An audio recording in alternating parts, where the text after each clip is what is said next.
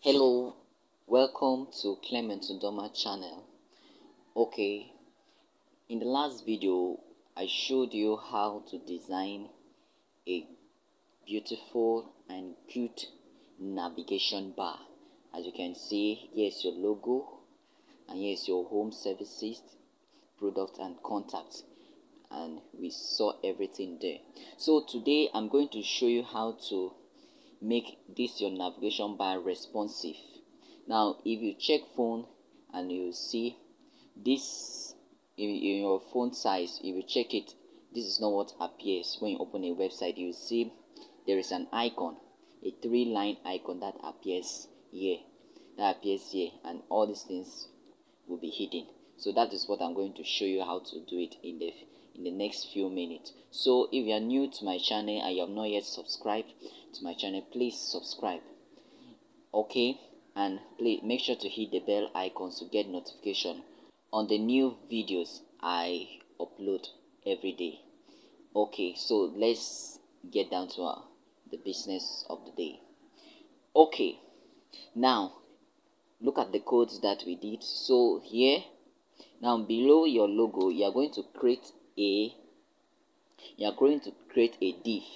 A div is like a container that contains everything. You are going to create a div, and you will give it an ID, called my links. Remember, in this you are going to use JavaScript to make your website, to make your navigation bar responsive. You are using JavaScript to make your website responsive. So you close it here. You close it there. So for you to make it to be auto align, you press Shift Alternate F so that it can auto align. Now you gave it an ID called my links, and you put it inside a container there. You gave the home services product contact inside the container, that's the div. Now you go to your styling. Remember, you already created your CSS file and you style it. Now you are going to connect this to your style. Now if it is class, you put dot, but now since it's an ID, you start with hash, and the name of the ID is my links,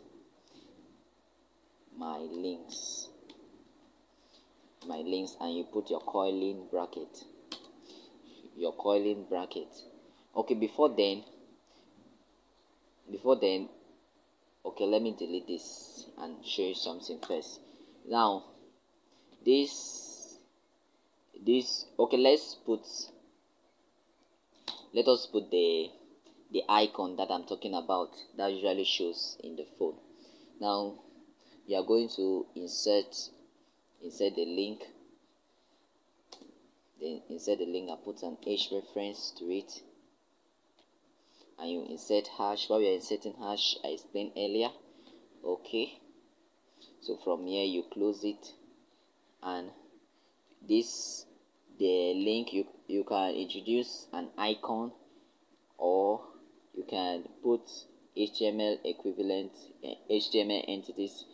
Now I'm introducing HTML icons, so that is HTML entities. That's #symbol equif.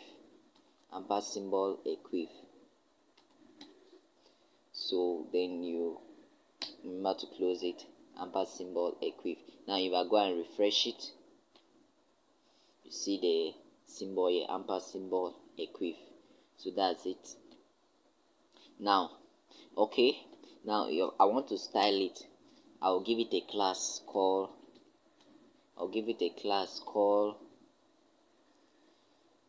icon. That's the class that I've given it, called icon. Okay, now from here I'm going to style it, Since it is class, I give it dot. The name of the class is icon, dot icon, and I go down, and I want it to the display. I want it to hide it. If it is in desktop mode, I want it to hide. So for you to make it, for you to hide a content, for you to hide like a layout, or to hide an image, to hide an icon, to hide the text, you will use none. The display to be none. But if you want to show it, you use display to be blocked.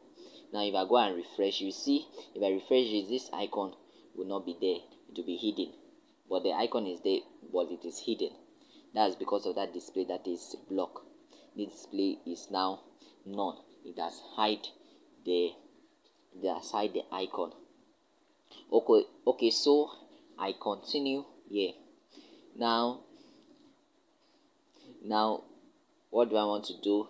I want to do my media query, so that if this font size, this home, services, product and contact should be hidden. This font should be hidden. Now if somebody open it, like for example, let me put my media query. You want to start your media query, start with at media, then you specify the screen size, only screen.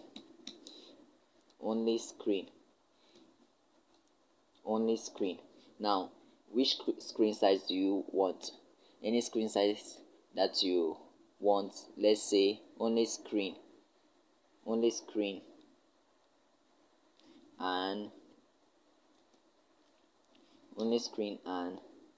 the maximum width should be what?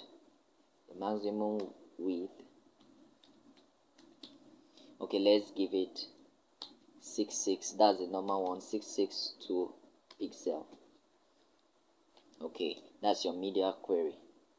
That at this screen size, what should happen? In the font size, what should happen?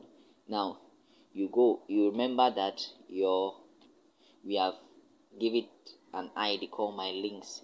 At the phone screen size, this everything here, home, services, product and contact, should be hidden. And what you start with hash, you call it hash my, and you type display none. Okay, so that you make those home services to be hidden. Okay, if you refresh and you reduce the screen size, you see the home services and the products and contact, they are all hidden here, but the icon is not showing. So what do you do? Since the icon is not showing here, the icon is not showing, now you go and style the icon. You style the icon under here, you put dot icon. What do you want? You want the display, you want it to show what the display should be, what block. You want the display to be blocked, so that the thing will now appear for everybody to see. Now if I go and refresh it, then I reduce the size of the screen, you see the icon is now showing. But I want this icon to be at the extreme, that's at my right hand. I want it to be here. So I'll go back to my styling and I put position absolute. Then I put my top 0, put top 0, then I put right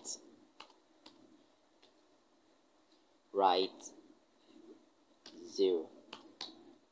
Now if I go and refresh it again, you see it shifts to this part. Okay, now let's continue.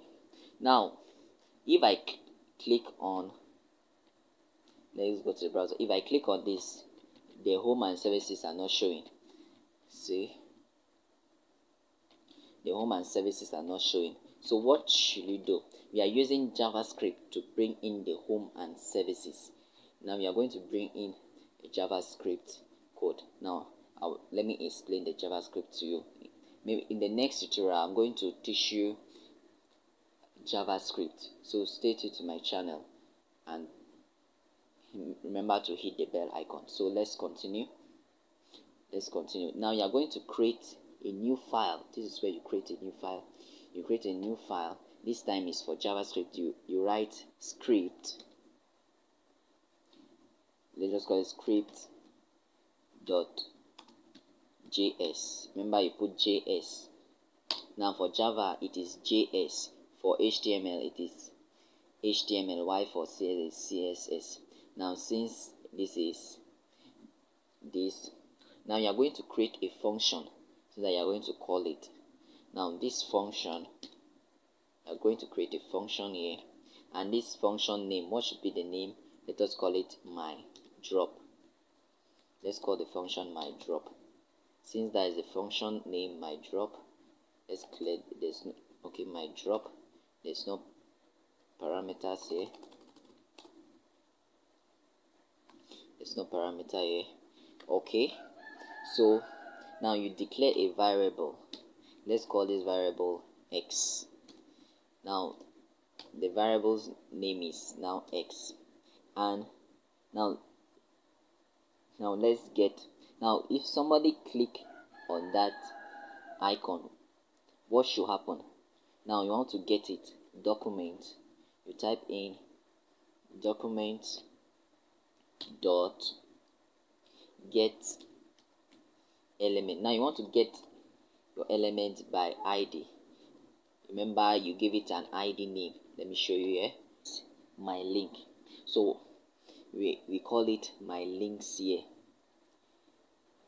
The ID name is my links, and we are going to get it here so that when somebody click on that icon, those parameters under my links will show. The home, services and products and contacts will show there. Okay, so this is it. The ID name is, you put a bracket here and you put your double quotation mark. You put a double quotation mark, and what is the name of your ID?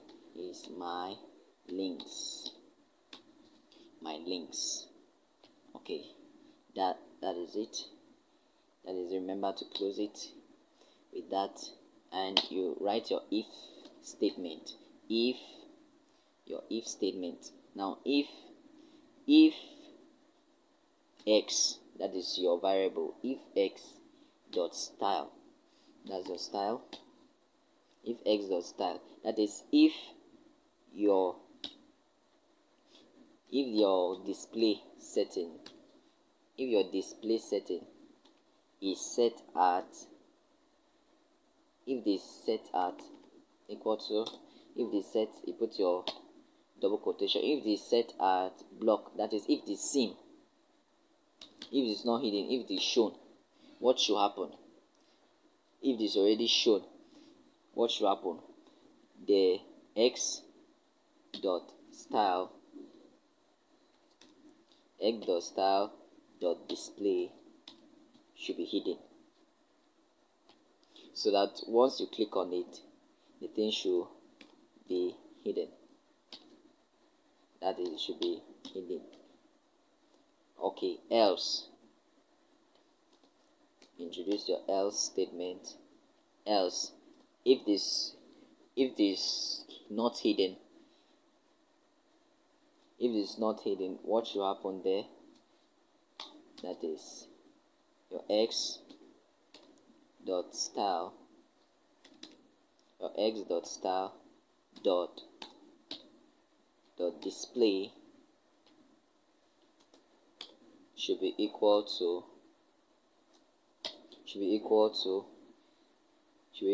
block, that it should be shown right away. Okay, then you now remember to use a semicolon and close it. Okay, so that is it.